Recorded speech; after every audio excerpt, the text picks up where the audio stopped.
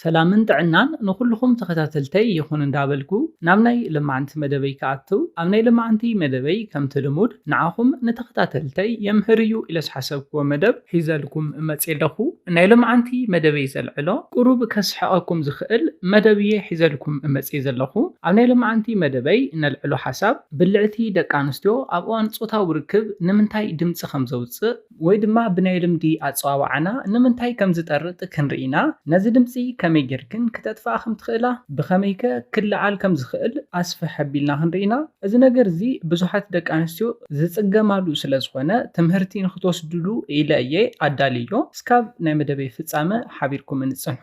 ነዚ ቻነል ሓደሽቲ ዝኾንኩም ሰብስክራይብ ብምግባርን ነታ ናይ ደወል ምልክት ሓንቲ ሻዕ ብምንካእን ዝተፈላለዩ ናይ ፆታዊ ርክብ ናይ ጥዕና ከምኡውን ናይ ሓዳርን ናይ ፍቅርን ሂወት ኢንፎርሜሽን ትረኽብሉ ቻነል ስድራ ንክትኮኑ ብክብሪ ንሓትት። መደብና ናብ ብዙሓት ሰባት በፂሑ ብዙሓት ኣሕዋትና ትምህርቲ ንክወስድሉ ላይክ ጌርኩም ጀምርዎ። ስድራን ዝኾንኩምኒ እንዳመስገንኩ ናብ መደበይ ክምለስ። ኣብ እዋን ፆታዊ ርክብ ጓል ኣንስተይቲ ናብ ልዑል ናይ ፆታዊ ርክብ ስምዒት ክትኣቱ እንተላ ወይ ድማ ናብ ዕግበት ክትበፅሕ እንተላ ማለት እዩ ሳይዝ ናይ ብልዕታ ቅርፁ ወይ ድማ ናቹራሊ ሼፕ እውን ይቕየር እዩ። ብኸመይ ክትብሉ ትኽእሉ ኢኹም? ኣብ ውሽጢ ዘሎ ክፋል ብልዕታ ይሰፍሕ እሞ ኣብ ደገ ዘሎ ወይ ድማ ናይ ብልዕታ ከንፈር ከባቢ ናይ ምፅባብ ጠባይ የምፅእ እዩ። ኣብዚ ግዜ ኣየር ወይ ድማ ንፋስ ናብ ውሽጢ ብልዕታ ኣትዩ እቲ ኣፉ ፅብብ ስለ ዝብል እቲ ኣየር ወይ ድማ እቲ ንፋስ ክውፅእ ኣብ ዝምክረሉ ግዜ ድምፂ የውፅእ ወይ ድማ ናይ ጥራት ዓይነት ድምፂ የስምዕ ማለት እዩ። ንኣብነት ነፋሒቶ ነፊሕኩም ኣብ ኣፉ ከባቢ ፅብብ ዝበለ ስለ ዝኾነ ነቲ ንፋስ ወይ ድማ ነቲ ኣየር ኣብ ተውፅሉ ግዜ ዘውፅኦ ድምፂ ኣሎ። ናይ ደቂ ኣንስትዮ ብልዕቲ ከምቲ ነፋሒቶ ዋላ ድምፂ እንተዘይውፅአ ድምፂ ግና የውፅእ እዩ። ስለዝኾነ ፆታዊ ርክብ ክትፍፅሙ እንተለኹም ናብ ብልዕትኽን ዝኣተወ ንፋስ ክወፅእ ኣብ ዝምክረሉ ግዜ ዘውፅኦ ድምፂ እዩ። ካብዚ ብተወሳኺ መትሎ ኣፍቃሪኺ ወይ ድማ በዓል ገዛኽን ናብ ውሽጢ ብልዕትኽን ኣብ ዘእትወሉ ግዜ ነቲ መንደቕ ብልዕትኽን ፍሪክሽን እንዳፈጠረ ወይ ድማ እንዳሓሳስዮ እንዳወቕዖ ስለ ዝኣቱ ነቲ ድምፂ ዝበለፀ የጋድዶ። ስለዝኾነ እዞም ክልተ ድምፅታት ብሓደ ብምዃኖም ንክትሰምዖ ዘፅግም ዓይነት ድምፂ የውፅኡ እዮም። እዚ ድምፂ እዚ ኣብዝሓ ግዜ ንደቂ ኣንስትዮ ዘሰክፍ እዩ። ውሑዳት ደቂ ተባዕትዮ ዝፈትውዎ ዋላ እንተኾነ ብብዙሓት ደቂ ተባዕትዮ እውን ኣይፍተውን። ንሓደ ሓደ ደቂ ተባዕትዮ ድማ ዋላ ኣብ እዋን ፆታዊ ርክብ እውን ከስሕቆም ዝኽእል ድምፂ ክወፅእ ይኽእል እዩ። ስለዝኾነ ምስ እዚ ድምፂ ተታሒዙ ዝሕብረልኩም ምክሪ ኣሎ። እቲ ቀዳማይ ንሪኦ ትጥቀምሉ ዘለኹም ናይ ፆታዊ ርክብ ናይ ፖዚሽን ዓይነት ምቕያር እዩ። ስለዝኾነ ነዚ ካብ ብልዕትኽን ዝወፅእ ዘሎ ድምፂ ወይ ድማ ጥራጥ መሳሊ ድምፂ ክተጥፋኣ እንተደሊኽን ትጥቀማሉ ዘለኽን ናይ ፖዚሽን ዓይነት ምቕያር እቲ ቀዳማይ መፍትሒ እዩ። እዚ ድምፂ እዚ ኣብዝሓ ግዜ ዘጋጥም ዶጊ ስታይል ብንብሎ ናይ ጉንብሒት ንብሎ ማለት እዩ ብትግርኛ። ናይ ፆታዊ ርክብ ናይ ፖዚሽን ዓይነት ጌርኩም ፆታዊ ርክብ ኣብ ትፍፅሙሉ ግዜ እዩ እዚ ድምፂ እዚ ኣብዚ ናይ ፆታዊ ርክብ ናይ ፖዚሽን ዓይነት ግዜ ዝወፅእ እዩ። ነዚ ድምፂ በዚ ናይ ፆታዊ ርክብ ናይ ፖዚሽን ዓይነት እንዳፈፀምኩም እንዳሃለኹም ደጋጊምኩም ትሰምዑ እንተኮይንኩም ነዚ ፖዚሽን ክትቅይርዎ ኣለኩም። ኣብ መበል ካልኣይ ንሪኦ ድማ ነዚ ድምፂ ነዚ ጥራጥ ዝመስል ድምፂ ማለት እዩ ንክትቅንስዎ እንተደሊኹም ቅልጣፈኹም ወይ ድማ ስፒድኩም ምቕናስ ዝበለፀ ይሕበር። ስፒድ ብምቕናስ ነቲ ናይ ኣየር ወይ ድማ ናይ ንፋስ ናብ ብልዕትኽን ናይ ምእታው በዝሒ ክትቅንስኦ ትኽእላ ኢኽን። ኣብ ውሽጢ ብልዕትኽን ዝኣተወ ንፋስ ቀስ እንዳበለ ንክወፅእ ክትገብራ እውን ትኽእላ ኢኽን። ኣብዚ ግዜ ዘስምዖ ድምፂ ኣይህልውን። እቲ ንፋስ ወይ ድማ እቲ ኣየር ቀስ ኢሉ ክወፅእ ስለ ዝኽእል ኣብ መበል ሳልሳይ ንሪኦ ነዚ ድምፂ ንምጥፋእ ዝሕግዘኩም ወይ ድማ ንምቕናስ ዝሕግዘኩም ድማ ኣፍቃሪኺ ወይ ድማ በዓል ገዛኺ ንመትልኡ ሓደ ሻዕ እትዩ ቁሩብ ምስ ፀንሐ ኣውፅኡ ድማ ቁሩብ ምፅናሕ እዩ።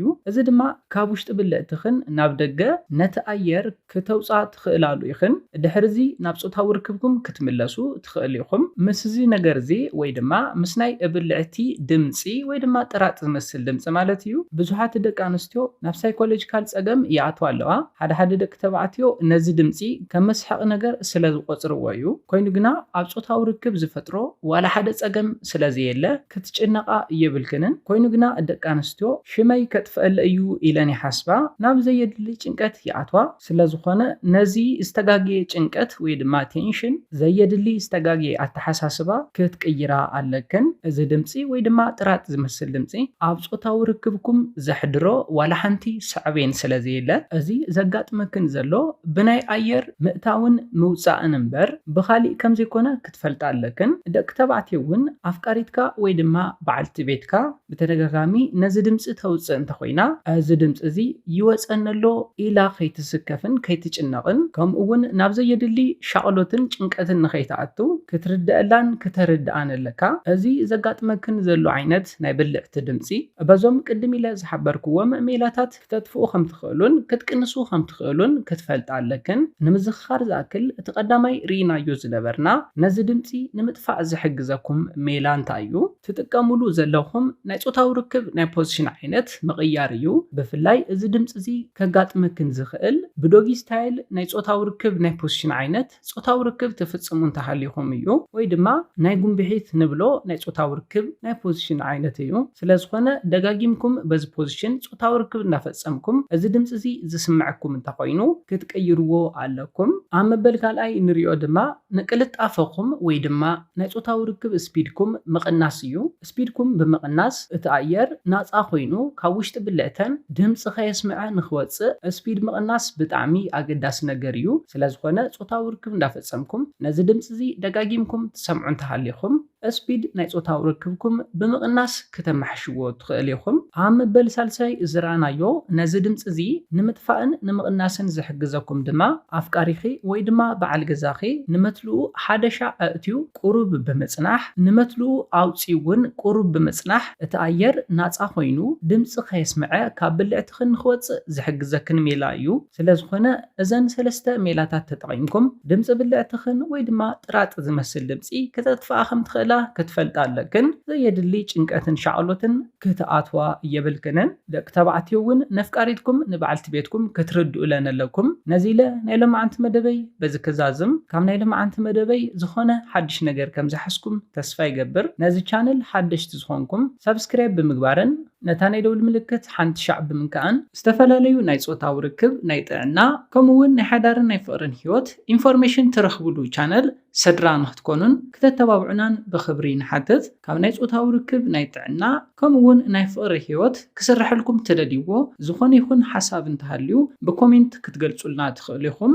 ነዚ ሓሳብኩም ርኢና መደብ ክንሰርሐልኩም ኢና መደብና ናብ ብዙሓት ሰባት በፂሑ ኣብ ከምዚ ዓይነት ፀገም ዘለዋ ብዙሓት ኣሕዋትና ትምህርቲ ንኽበፅሕን ላይክ ሼር ምግባርኩም የተረስዑ ሓሳብ ርኢቶኹም ንቻነልናን ንመደብናን ንምዕባይ ስለ ዝሕግዘና ሓሳብ ርኢቶኹም ብኮሜንት ግለጹልና ብኻሊ መደብ ብኻሊ ሓሳብ እስካብ ንራኸብ ሰላምን ጥዕናን ንኹላትና ያኔለ